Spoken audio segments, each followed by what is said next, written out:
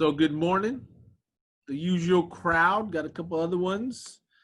Welcome back to Self Growth Saturday. Glad to be back with y'all. It's been a crazy week for us. It's been a great week of celebration. So my middle son Aiden turned 18 on Tuesday. We celebrated all weekend. Mom's been over, so we've been eating a lot, exercising extra, not helping too much, but it's okay.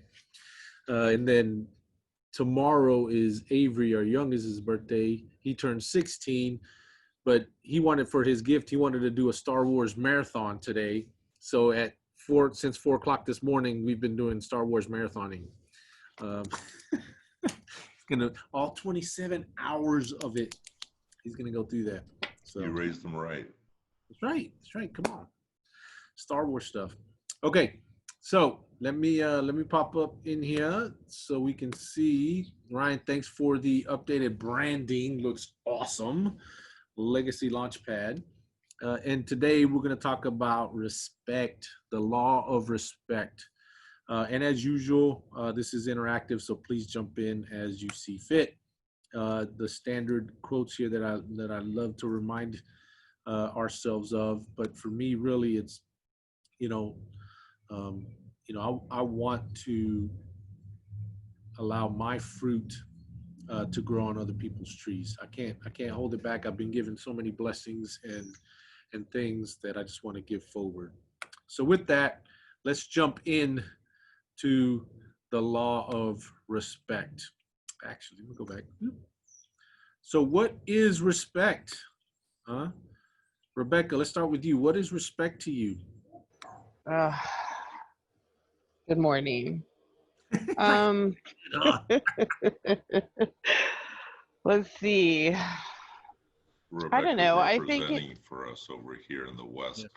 Yeah, right. I'm with you, it's Rebecca. Early, man. So that's respect. Being here at 7 a.m. I'm right. Sorry, had to say that. Yeah, respect for this community for sure. I think respect is part of it for me is being treated the way I treat people. Like I'm on time. I do the things that I'm supposed to do. I expect people to do that too. Do what you say. I think respect and integrity kind of go a little bit along, and just in how you treat people. Just be kind. I don't know. I think maybe it feels different for everyone. And there's a little difference too. Women tend towards wanting the feeling of love more than respect, according to like a Bible study I did. But I think respect's important on both sides. So my perception of respect may be different than, say, men's perception of respect. So there's a lot there. Let's unpack a couple of that. That's awesome. Thank you for sharing that. So the first thing you said was that treat others as they want to be treated and things like that. So the golden rule, right? Yeah. Golden rule. It is biblical, and so one thing that I teach when I coach is called the platinum rule, and that's treat others as they want to be treated, right? Don't just treat them as you want to be treated. Treat them as they want to be treated, because, hey, your love languages are different than mine. Your personalities and behaviors and motivators are different than mine.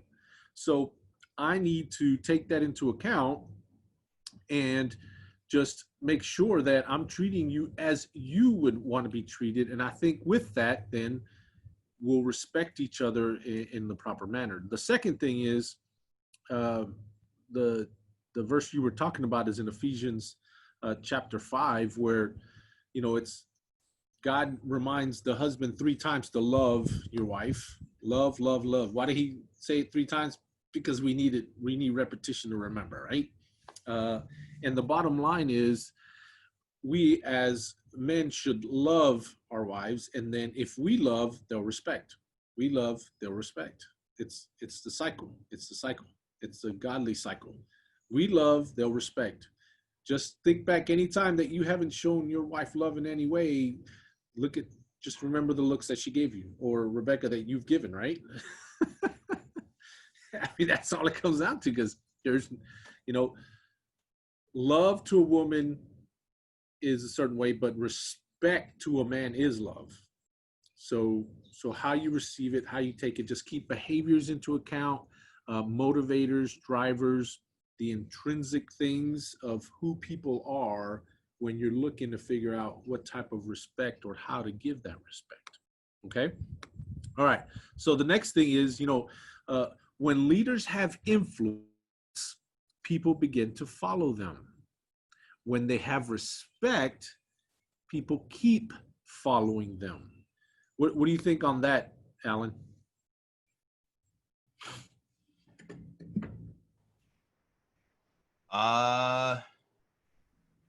Interesting. Hang on, sorry.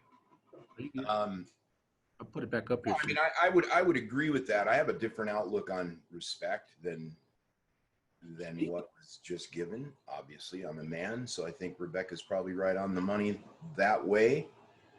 But I don't, you can't love unless you love yourself. You can't respect unless you respect yourself. It all starts with yourself. Probably one of the greatest songs ever written was "The Man in the Mirror." If you really listen to the words and what the message is that it's trying to deliver. So being congruent and doing what you say you're going to do when you say you're going to do it is a self-respect that I think is absolutely required, because you know who you are when the door closes and nobody's looking. I call it being a pretender. I've met so many pretenders in the network marketing space that it just makes me vomit. And so, I've had a conversation with a friend of mine the other day about, being a company jumper, which I've been accused of being. I say, no, I'm in search for the right community to belong to that lines up with my morality, with my level of respect for myself and what I want to do. That's why I've left the other organizations, not because it was a bad company or a bad product, but the community is everything. So I agree with you. So I know each and every one of us have probably been in a social setting when somebody steps into your space, your room, whether you're at a party, a mixer, or something like that, and then there's just all of a sudden something about that person. It's just like you're attracted to that person. And I'm not a big law of attraction guy, but there is something to that. And what I have tallied that up to be is that is a person that has a high level of morality and integrity and self-respect, and you're just automatically drawn to that sort of vibe, because let's face it, we're all vibrating at a very high frequency. That's how it all works. And your body and your mind, I believe, pick up on those things. So when someone has respect, they carry themselves differently. They act differently. Their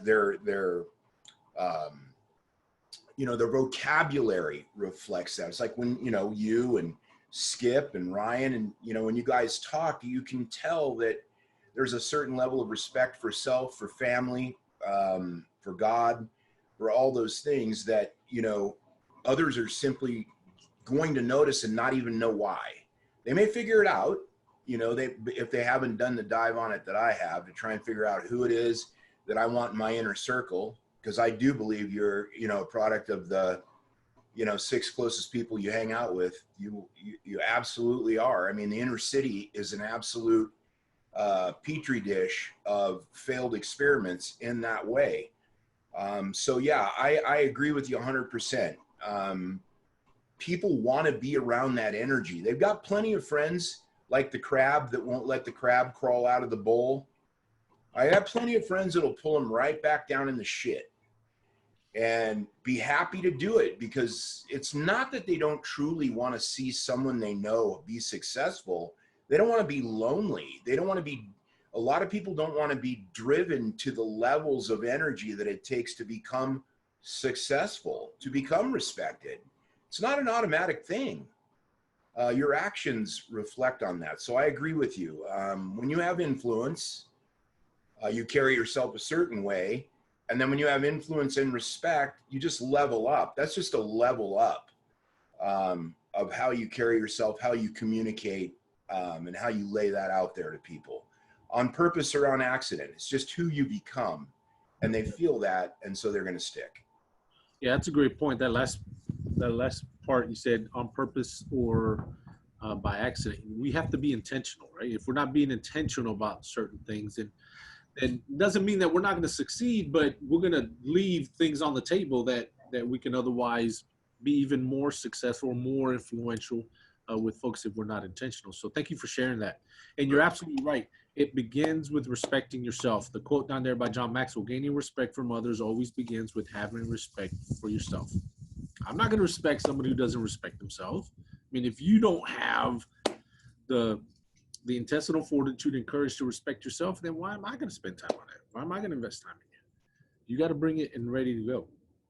So what do you think is required to gain and maintain respect, Skip?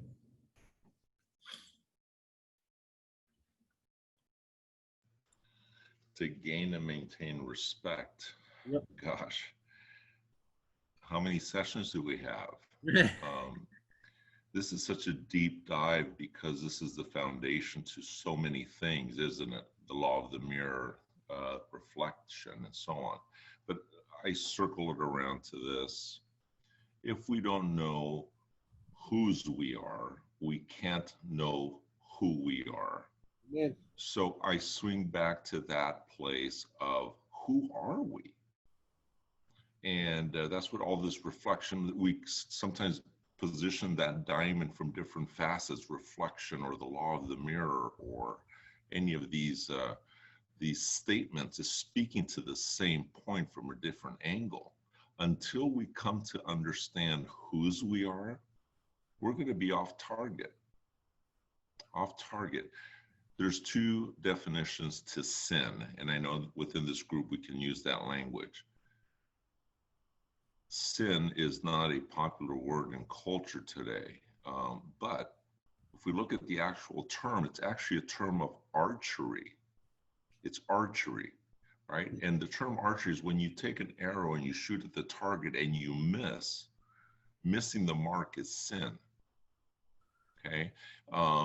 One of my great mentors said, sin is the violation of purpose. Sin is the violation of purpose or missing the mark. So it has to do with not knowing truly who we are. Yeah. One just last statement, if I could have a quick minute. I shared this in one of our talks, or one of the times I substituted for you, Luis. There's this building out at Ohio State University. The Buckeyes are all whacked anyway to begin with. But anyway, these guys have a building that is a postmodern building. And this postmodern building was designed because the architect believes there's no purpose to life. Why do things have to have structure? So you have stairs that go nowhere, doors that lead to nothing. You have angled roofs and walls. It's just meaningless, purposeless, because that's a worldview.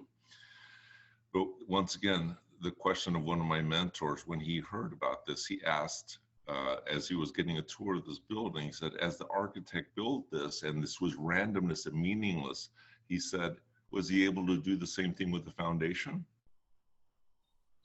The foundation has to be solid. Yeah. There's some things that are non-compromising. We can mess it up on the above ground, how we show ourselves, but until we have a solid foundation, which is whose we are, and we know who we are, do these things align in life? And the last point I want to say is, some of us have been battling with issues, the same issue repetitively for many, many years, or maybe a long, long time. The life's lesson will continue repeating itself until we learn it. Because it's not until then that the Lord can take us to the next level. And that's where respect comes from. Sorry for the long answer, but no, I appreciate that last part, man. So what I've taught my sons, because I actually learned this from one of John Maxwell's stuff years ago. It's like a lesson hasn't been learned until the behavior and attitude have changed, right? And until the lesson has been learned, then it's going to get repeated, and then every time it gets repeated, it's going to get more painful, right? So My son's never liked that because, like, yeah, the pain's gonna come if you don't learn the lesson. If your behavior and attitude don't change, the pain's gonna come, keep coming. It's gonna get repeated. So your choice. But thank you for sharing that. Richard, what are some characteristics of leaders or others that you have been with in the past? Some of the characteristics I've seen is I know that they cared about me. That's probably one of the biggest ones. Of course, Louis, you know, there's a difference between friendship and leadership. You know, we can be great friends, but at the end of the day, you still have to be a good leader.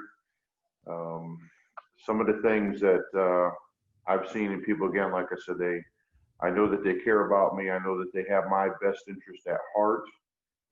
So when they're talking to me, correcting me, having that tough discussion where some areas in my life I need to improve upon, I know for a fact that they have my best interest at heart. And then the one thing that you see in good leaders is the fact that they're, I hate to say they're not afraid to fail, but they don't have this false facade up in front of people, like putting on a front, putting on a show. They are true, they're genuine. They're that person you can look to, and if they make a mistake, they show that human side, and then they recover from it. Probably one of the best things I was ever explained to is if I make a mistake or something, go back to that person or group of people and seek forgiveness and make it right. I've done that a few times as a company first sergeant, gone back and, you know, got a little carried away maybe, and then we just went back and sought that forgiveness, and then going back to me, that just earns, you know, I earned their respect back just by going and admitting that I was wrong, and sought that forgiveness. Yeah, that's a great example, man. And let me tell you, there's probably no greater example in that than with your family, right? With your spouse and with your kids, especially with your kids. Teaching them and being the example of what it's like to ask or say that you were wrong, admit that you were wrong, and then humbly ask for forgiveness, whether they're ready to give it or not, right? They're going to respect you that much more for that. And whether it's in an organization, the military, at home with your family, right? It's not about being liked, okay? It's about respect, because one thing I say is it's leadership, not likership. Okay, I'm not here to be liked, and if I have this inclination to be liked, then I'm in the wrong business and profession. Right? It's not likership, it's leadership, which means I have to hold you accountable at times. In love, and my dear friend and mentor Tim Kimmel has a great definition of love. He says, it is the commitment of my will to your needs and best interests, regardless of the cost. Right? Commitment of my will to your needs and best, not your wants, your needs and best interests, regardless of the cost to me. Right? And just think of that in Jesus's terms, how he loves us. Right? He is fully committed, totally committed, regardless of the cost, even dying on the cross for each and every one of us, right? So that's the difference between liked as a person or followed as a leader. I don't have to be liked for you to follow me, or I don't have to be liked to lead you. If that's what I'm looking for, I'm in the wrong profession. What do you got, Skip? You brought up the cross, so what a great place to start and end on this subject. But the cross was executed, if you will. It was transacted because of the value of each of you. Think about the price and how heaven sees you. If we have a heavenly understanding of our worth, then left and right doesn't matter. We should draw our identity and our worth from that. And there's no greater proof of the value that heaven sees than at the cross. Because if you were the only person on the planet that needed a cross and we were all watching because of you, there still would have been a cross in the Calvary story. That's how infinitely valuable you are. And then we transmute that to others. The value that God places on me, he intrinsically places on you. And that's how we start treating one another as how God would have us do. To the last point, I want to say respect would also be something that I frame for some people that I work with, is treat yourself like you're someone that really matters. Think about the most important person in your life. What would you do for them? Whether it's a spouse, kids, or whoever's present, you'd care, you'd lay down your life for them, right? So having that lens in life is behave as if you were somebody that matters. And I think that that's a good railroad track line to start on. So, well, that's a great point, right? So thank you for sharing that, Skip, because lots of times the way we talk to ourselves is not respectful, right? Is the way that you talk to yourself sometimes the way that you would talk to others? And if it isn't, then why are you talking to yourself like that? Why are you putting yourself down? Why are you disrespecting yourself? Right? Yeah. So to that point, Luis, you mentioned one of the days you gave me the microphone and you weren't on because you were doing some family time and needing to do that. We talked about communication that Todd Falcone mentioned, which is so important. Communication is everything. John Maxwell says leadership is everything.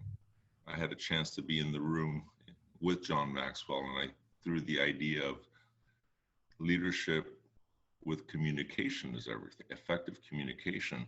So communication is important, but you know what the most important communication is? Self-communication. Yes.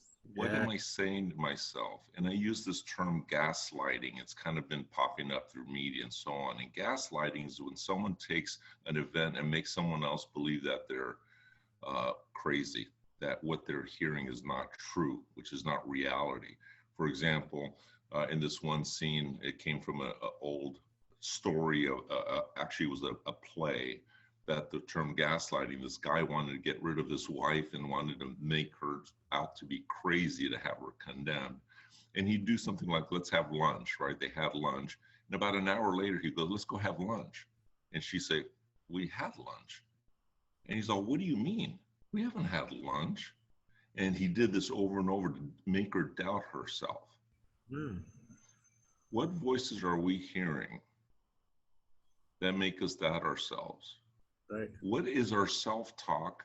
Where do we get the self-talk language? Where's the library for our self-talk? And unless we guard against that, unless we guard against the voices that we allow into our lives, we could be gaslighting by the enemy. The enemy can't take us out physically, but he's going to wreak havoc with us emotionally unless we guard ourselves. So that's putting on the armor of God. I appreciate that. Thank you. Okay, so let's get into what respect is all about. You know, I'm about acronyms and acrostics, so here we go. All right. We're going to break each one down here. So the first one, the R, respect yourself and those you work with, right? You had already seen my notes, Skip, so that was awesome lead-in. You got to respect yourself, right? Because if nobody's going to respect you unless you respect yourself first, right? It has to begin with self, okay? If you can't begin with self, like Skip was saying, the foundation, then forget about it. It's not going to be there, right? The foundation's going to be all off. You're going to be running on empty or half a tank instead of fully charged and ready to go to move forward. Because, I mean, you are what you think, right? So go to, you know, whether it's Think and Grow Rich, the greatest secret, you know, all those guys that that do the motivational speaks from the past. I mean, their words are timeless, whether it's Napoleon Hill or others, Jim Rohn, Zig Ziglar, all them guys. starts with self-care, self-leadership. You cannot give what you don't have. You can't give what you don't have, okay? So make sure you give to yourself first, and then the others will follow. The E is exceed the expectations of others. So Ryan, what are your thoughts on this one? Exceed the expectations of others.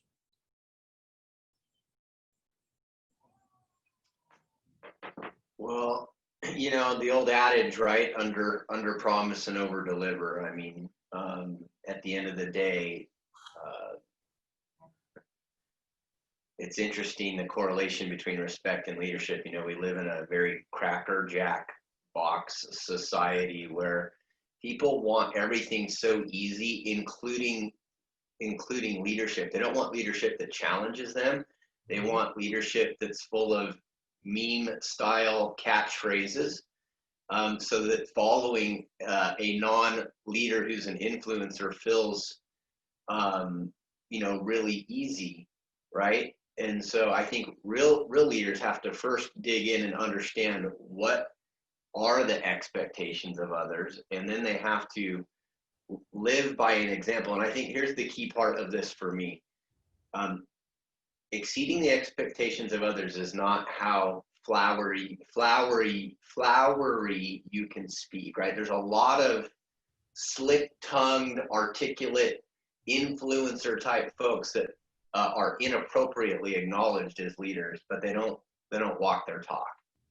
So exceeding the expectations of others should be that whatever someone hopes they're accomplishing for themselves, they should see the leader doing more than that. Yeah, that's great, man. And it's I mean, it's leading by example, right? I want others to see my life and the things that I do, and I want them to say, I want what you have. And that usually doesn't happen in the good times. That's going to happen in the bad times and how we respond to the storms, right? I think I've said in this forum before, but I love sharing my thoughts on the 3 reasons why God gives us storms. The first reason is there's some sin he's trying to get a hold of your attention of. There's some sin in your life that you need to get rid of and bring to him. Number 2 is, hey, you're not ready for the challenges he has for you, and he needs to set the conditions now and prepare you and put you through these challenges now so that in the future you can then comfort others also, right? With the comfort that you have been comforted with. And you go 2 Corinthians chapter 11 on that one. And then my favorite one is the 3rd reason. It's not even about you. It's not about me. The storms that he puts me through, he's going to get a hold of somebody else. By the way, I'm dealing with it. How many times have y'all heard folks in hospitals, whether it's cancer or some terminal illness, and the way that they deal with it in such a stoic manner and stay firm on their faith leads somebody else to Christ, right? So exceed those expectations by setting the example, having those disciplined daily habits, okay? Success is boring. Success is boring, right? Because it's about the process, not the results. You do the process, you have the right process and the right habits, the results are going to take care of themselves, irregardless of what you're trying to do, whether it's business, lifestyle, health, wealth, faith, family, whatever, right? It takes start with 1 verse, start memorizing 1 verse, and then it goes to 2, and then 4, then 20, then 30, then whatever, and then next thing you know, you're talking in verses, right? But it takes time. All right, so the next one, the S, stand firm on your convictions. All right, stand firm on your convictions. Clint Betts, why don't you get on the mic, talk to us what you think about stand firm on your convictions. What does that mean to you?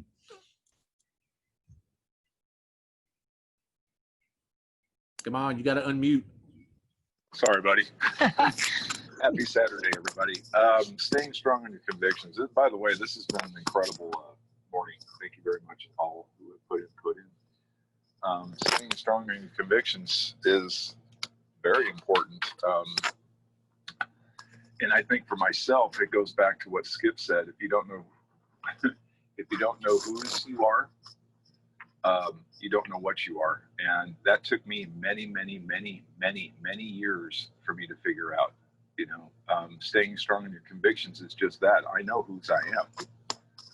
My conviction, first and foremost, is pleasing Him, and in return, that helps me to do the right thing. Not always. I don't always do the right thing, but staying strong in my convictions. I want to free my family. I want my family to be free.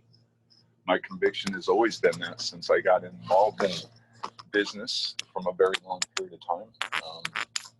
But again, if you don't respect yourself, you can't. Or if you don't respect yourself, you can't respect others, and you can't expect respect. You know, so it's conviction. My conviction is just my why.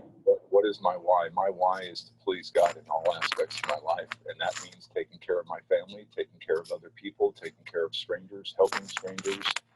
My conviction is just mainly to. It drives me. To be honest with you, Luis, it drives me.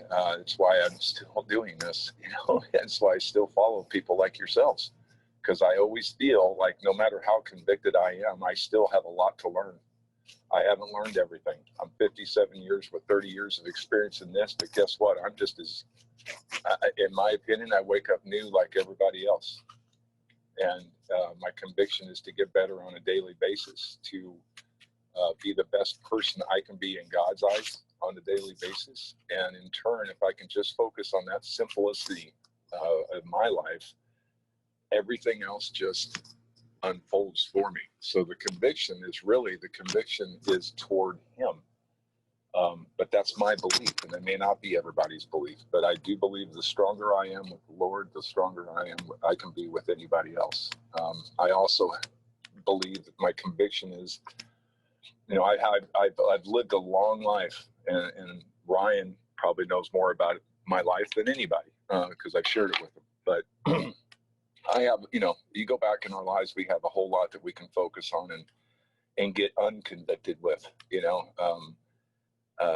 You know, if we focus on the negative will be apparent. You know, if you focus on the positive will be apparent. It's what we choose to focus on. So my conviction is very strong right now into just being the best creation that God created me to be.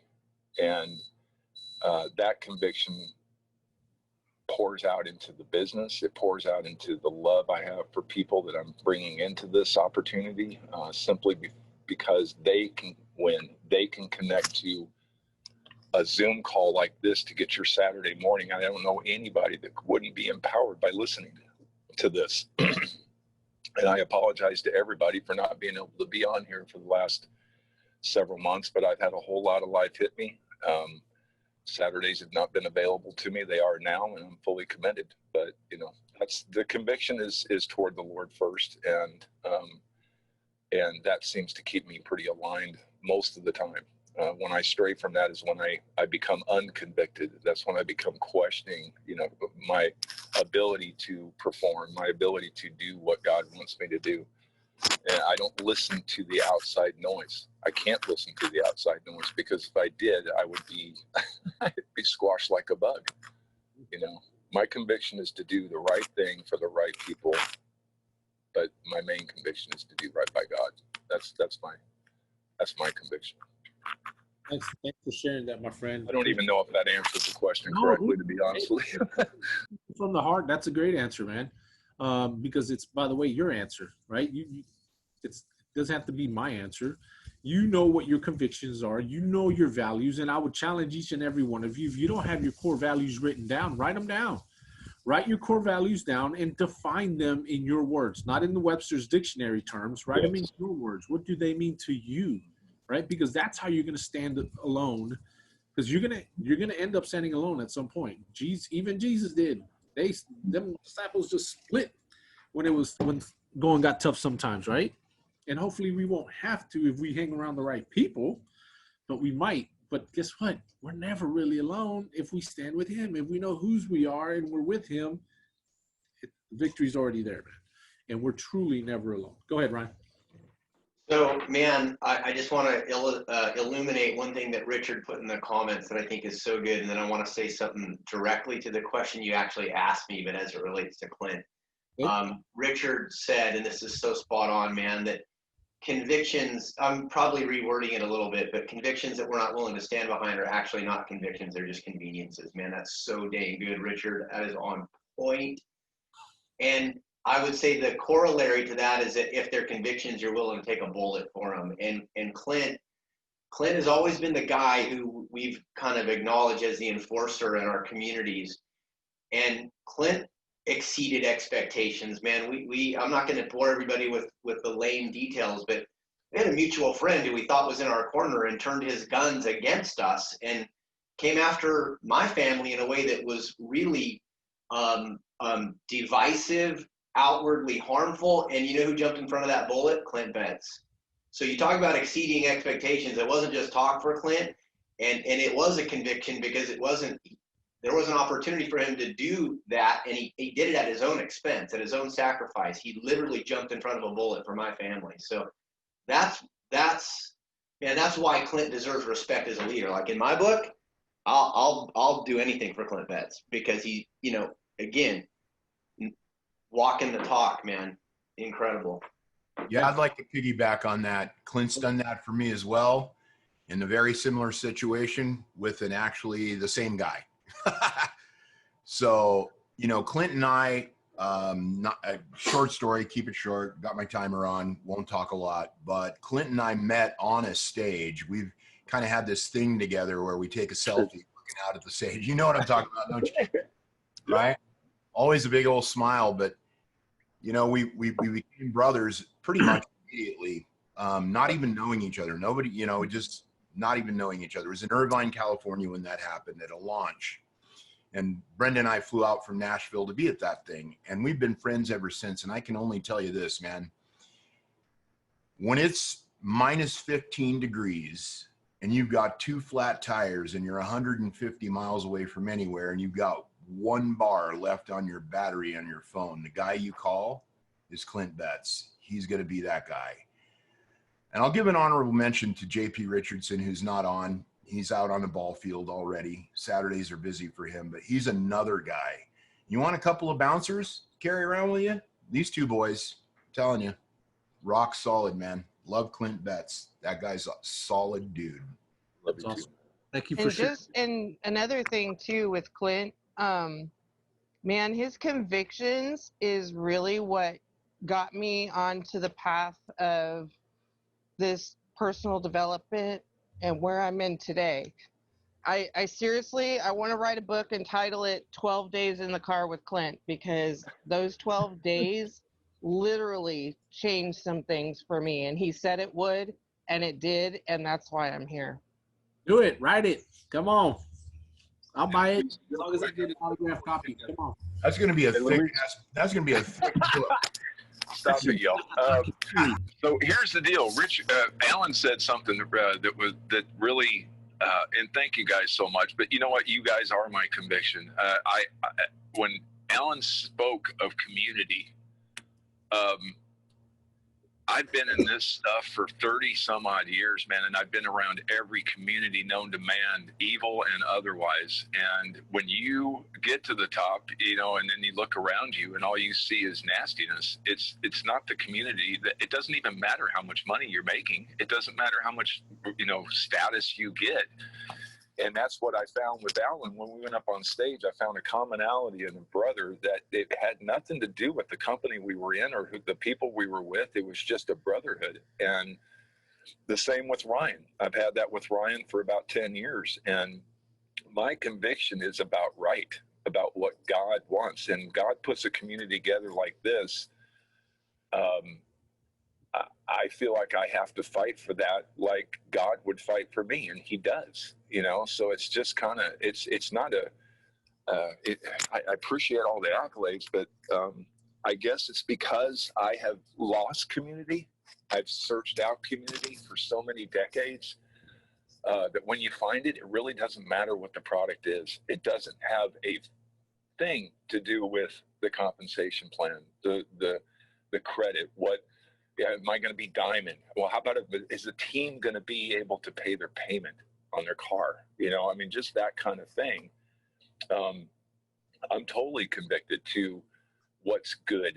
And what I found in this community particular is nothing but good. I love all of you people. I love what you pour into other people. It's not about what you do for, you know, where Ryan is or where Alan is or how talented, you know, Luis is or all that stuff. It's what all of you pour into the community. I could go to war with that. You know, Luis, when you're surrounded by a community of brothers and sisters who will go to the death for you just because it's the right thing to do, not because something swayed and all of a sudden you got to go the other direction because that appears to be the most profitable thing to do. No, what's right to do when you know whose you are. I'm not only God's, I'm this community's, and I am no different. I want to be no different than God wants me to be, and that means to be honest up front with all my iniquities, with all my shortcomings, but I will go to the death for every single one of you because there's no greater love for a man, there's no greater love than a man who would lay down his life for a friend. That scripture has always rung so loud in my life, you know, because I haven't had those people in my life. That's the truth of it. When you find those people like Ryan and Jolene and Alan Delaney and Skip and Luis and Rebecca and everybody that's in this room, everybody that's not in this room, when you get that commonality of goodness, there's so much badness going on right now. When you focus, you have a light of goodness. Man, I go to my death for that you know, because that's what Jesus did. So, you know, I'm just trying to do the best I can with who I am and what he's given me the ability to do. And I will fight to the death for each and every one of you. And that's just not lip service. That's the truth. And I think every one of you know that. But I love each and every one of you. And I know that you would do the same for me. And that's why we have such a great family. So and those are good. I mean, you rolled up the S and the P, and they're to possess uncommon security and maturity. You guys have been talking about it constantly. So, I mean, we can keep talking about that all day long, but just all those words that you said, I'm not even going to mess with it even anymore, because if you don't have convictions right away, if you don't have values right away, then when it gets tough, when you have to make those hard decisions, you're not going to be able to. For Richard and I, is when the bullets start flying, if you ain't made up your mind already what you're going to do, then forget about it. You're not going to do it. You're not going to move out. So you've got to stand firm, have the foundation, and possess that uncommon security, because people will see it. People will see that you have uncommon security and maturity, and they're going to want to ask. And when they're asked, you got to be bold to speak and tell them why, and tell them whose you are, and tell them your story, so that they can then experience that as well. Okay. All right. So let's go to the E, experience personal success, because all this stuff we've been talking about, just write it down, because all this adds up to personal success and experiencing that personal. It's the compounding effect. You got to start. It takes time. You got to start. It takes time. Okay.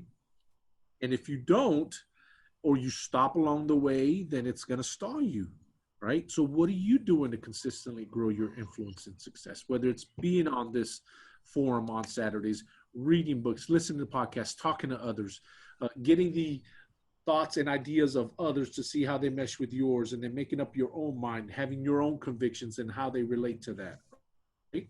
How does all that tie in? So you're going to experience a personal success, but you first have to define what success is, right? If you don't know the definition of success, if you can't determine that, then you're not going to know when you are there. Zig Ziglar used to say, how can you hit a target you cannot see, right? If you don't have goals, if you don't have a true definition and picture of what success is, then how are you going to know when you get there, right? If not, you're just going to be a wandering generality instead of a meaningful specific, as Zig Ziglar used to say. Don't be a wandering generality. God created us to be meaningful specifics. He created each and every one of you with a purpose and a calling. And if you don't know what that calling is, then keep asking, keep praying, ask others, involve others, and just see, what was I created to do?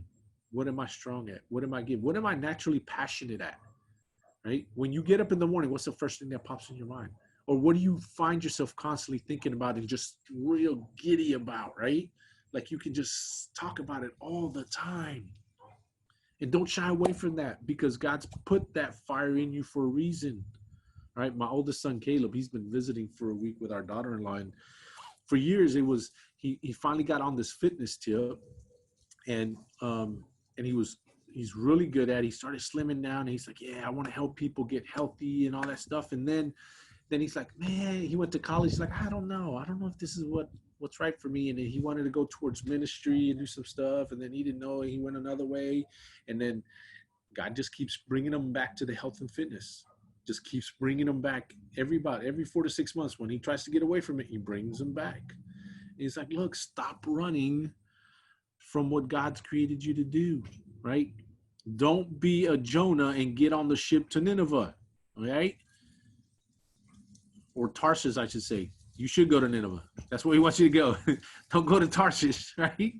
And just remember, look, Tarshish was 2,500 miles in the opposite direction. Nineveh was only 500 miles in another one. And remember this, Satan always has a ship ready to take you away from God's purpose and calling for your life. Let me say that again. Satan always has a ship ready for you to take you away from God's purpose and calling for your life. Okay? He'll gladly let you get on that ship and take you away from what God calls you to. Don't get on that ship. Okay? And sometimes it requires for you to do the hard things to experience personal success. If it was easy, everybody be doing it, but it's not. So it takes time. And look, I'm talking to myself because I am impatient, right? 25 years in the Army, man, I had an operational tempo just fast. 3 to 6 months, man, that's a forever, right? And so I get in the business world and I can't land deals, or I can't get requests for proposals. And I remember Michael Martin, I was telling him about it, and he asked me, how long you been doing this? And I go, like 6 months now. And he was like, shut up, dude, just shut up. You've been doing it for 6 months. You think you're going to get something? You think that's going to, you got to keep digging. You got to keep working at it. And so to experience personal success, it takes time, and be consistent. Be consistent. Okay.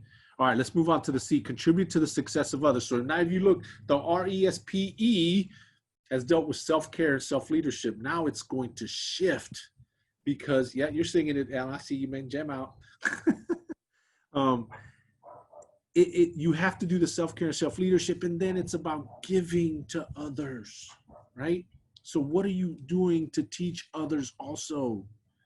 When Paul talks in 1 Timothy 2:2, it's in the things that you have seen in me, right? Teach others also, right? He was talking to Timothy. He's like, hey, you've seen it in me. I've shown you. Let's find some faithful men who can then be able to teach others also. That's 4 generations, right? How are you teaching others? How are you equipping, encouraging, and empowering others? You can't keep it to yourself. If you keep your gifts to yourself, then you are missing out on the point that God gave it to you for, okay? He gave you some great experiences. And now I'm going to share a quick verse, and it technically has to do with riches, because in 2 Corinthians chapter 9, he talks about riches and that we need to be cheerful givers. But in 2 Corinthians 9, then he also talks about in verse 8, he says, and God will generously provide all you need. Then you will always have everything you need and plenty left over to share with others. Okay? So he said he generously provides what you need. Always, you will always have everything you need, not what you want, what you need. And you will always have plenty left over to share with others. Now he's literally talking about riches and and treasures, but you can apply that and infer that to your talents also, your time, your gifts. Okay, he's given it to you for a reason. All right, thoughts and ideas on that? Well, Luis, gosh, so much is, like I said, we could finish the year off just on the subject, couldn't we? Mm-hmm. I just want to maybe an overarching statement. I was glad to be invited to the Clint Show today. An honor. But there's a point to that. You want to see what respect is, there it was, unsolicited, because respect is never something you demand. It's given to you. Respect is an outward action, just like love. Most people, Hollywood turns love on its upside down axis. It's what you get. That's not love. That's the enemy's version of it. Love in Scripture is always given. And then so what I wanted to share with that was, I love what everyone was saying about Clint, and not to single out Clint, but let me tell you something that just happened here. Respect was shown in action through these people honoring Clint. What a tremendous community that you don't have to be at a eulogy or a graveside to hear what Clint just heard. It's a celebration, isn't it? Aren't we to celebrate one another? So I was so honored to be part of that. And I don't know Clint that well. We've been together one evening in Newport Beach, and that was about it, I believe. But I get a sense of the man through the testimonies, right? So that was awesome. But what I want to share something is, let's not lose something that Clint said. He's been in this community 30 years in the space.